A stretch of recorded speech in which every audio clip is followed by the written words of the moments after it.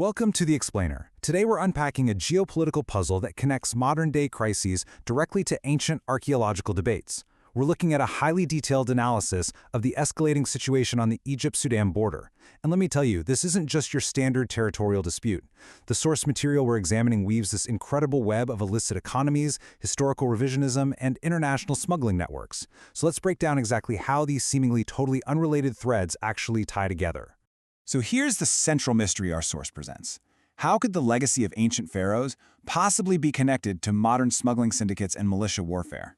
I know, it sounds like the plot of a spy thriller, but according to the analysis, this is the reality playing out right now along the Nile Valley. International networks are allegedly using a combination of economic exploitation and historical propaganda to completely destabilize one of the most critical borders in North Africa. Let's peel back the layers of the situation, starting with what's happening right on the surface. Section 1. The border crisis, the surface threat. All right, let's dive right into this and peel back the first layer of this geopolitical onion. The source identifies a group called Tarz al-Shamal, or the Northern Shield. According to the analysis, this group has threatened to completely blockade the border crossings, specifically targeting the vital Cairo-Cape Town international route. Now, the source notes that because Sudan currently faces severe economic sanctions, it relies heavily on goods passing through Egypt. So by blockading this route, the Northern Shield is effectively cutting off their own supply lines. This is leading to severe shortages of food, medicine, and basic commodities inside Sudan and literally driving the local currency into the ground.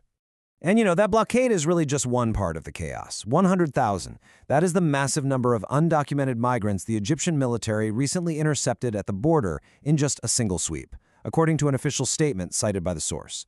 To put that into perspective, this huge wave of illegal migration is presented as a direct symptom of the instability radiating from the conflict zones in Sudan, pushing people toward the Egyptian border in absolutely unprecedented numbers. Section 2. Global Gold Smuggling, the Hidden Economic Engine. Now, what's really interesting here is the gold. Based on the source's staggering claims, the volume of smuggled gold out of Sudan is a shocking 8 times larger than the official trade. We're not just talking about a few rogue miners here. The analysis indicates this represents a massive, illicit shadow economy. Because the government allowed civilian mining years ago, the border regions are now reportedly swarming with heavily armed, unregulated prospectors and militias fighting tooth and nail for control of this immense wealth. So where does all this illicit gold actually go? Well, the source maps out this highly organized international laundering route. It starts with local militias in Sudan, most notably the Rapid Support Forces, or RSF, who allegedly control the mines and use the gold to fund their military operations. From there, the gold is smuggled out to major global hubs. The analysis points to Dubai as the primary collection and export center. Then it moves to Switzerland, home to the world's largest gold refineries, where it's melted down, certified, and essentially washed. Finally, this newly legitimate gold enters the global markets in London, New York, and Shanghai. You might be wondering, why go to all this trouble? Well, consider this number, 5,000 tons. According to the source, that's the projected size of the global gold market in 2025. Gold is the ultimate asset, right? It dictates currency values and never loses its intrinsic worth. The source argues that a complex network of international mafias and state actors are intentionally keeping Sudan destabilized just to maintain access to this cheap, unregulated gold. So, in this view, the chaos at the border isn't an accident at all. It's a calculated business strategy for those profiting off the smuggling routes. Section 3. The Separatist Myth, the Ideological Weapon. Okay, so alongside that economic warfare, the source explains there's also an ideological campaign targeting Egypt's territorial integrity. This campaign revolves around a very specific separatist claim, the idea that ancient Nubia was a completely separate entity from Egypt, that it's the true origin of Egyptian civilization, and therefore the Nubian region spanning southern Egypt and northern Sudan should be its own independent republic. The source vehemently argues that this is a manufactured narrative heavily promoted by international networks to create a minority crisis out of thin air. And timing is everything here. The source traces a really clear timeline for us, starting back in 2010, when foreign-backed activists began pushing to internationalize the Nubian issue. They were advocating for UN intervention under the guise of minority rights. This rhetoric surged during the instability following the 2011 revolution. Now, as we look toward the present and future, the source notes this exact same separatist rhetoric is being resurrected, only this time it's being driven aggressively by coordinated networks of social media influencers, all aimed at stirring up division right as the border faces unprecedented physical pressure from the gold militias.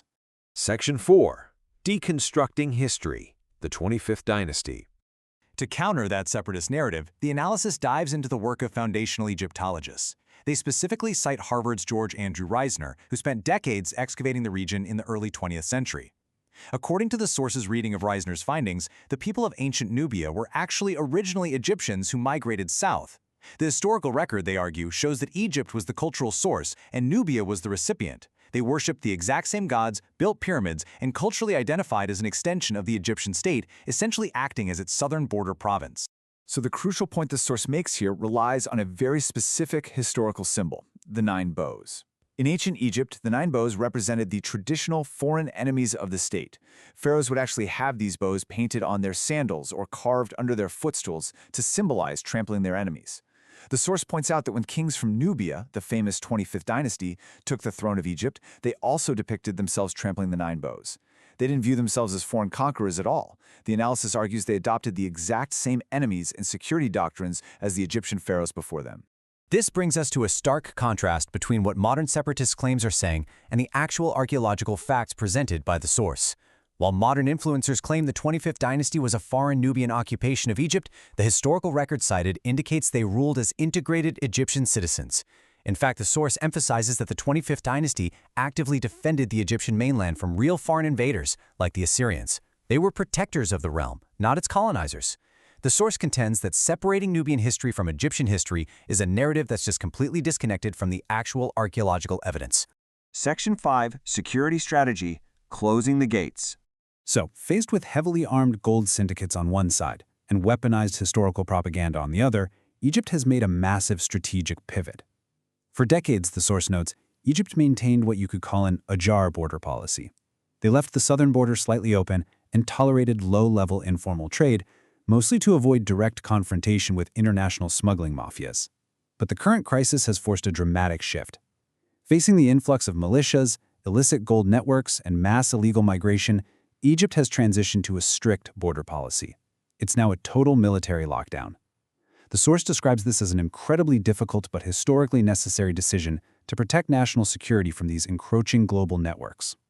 All right, let's pull all of this together. The source connects 4 distinct threats into one cohesive strategy allegedly used against the region. First, you have the international gold smuggling syndicates extracting immense wealth. Second, you have the militia warfare, like the RSF, providing the ground force and muscle. Third, there's the weaponization of historical myths, seeking to create ideological fractures within the state itself. And finally, the resulting waves of illegal migration that place immense logistical pressure on the border forces. According to the analysis, none of these elements exist in a vacuum. They're all intrinsically linked. Which leaves us with a pretty provocative question to end on. As we've seen from the source material, the fight for the Egypt-Sudan border is happening on multiple fronts, from the pristine gold refineries of Switzerland all the way to social media accounts attempting to rewrite ancient history. With borders slamming shut and historical narratives being weaponized for profit and power, we really have to ask, who truly controls the future of the Nile Valley? Is it the sovereign nations, or the shadow networks operating just out of sight? Thanks for joining me on this explainer, and remember to keep questioning what's beneath the surface.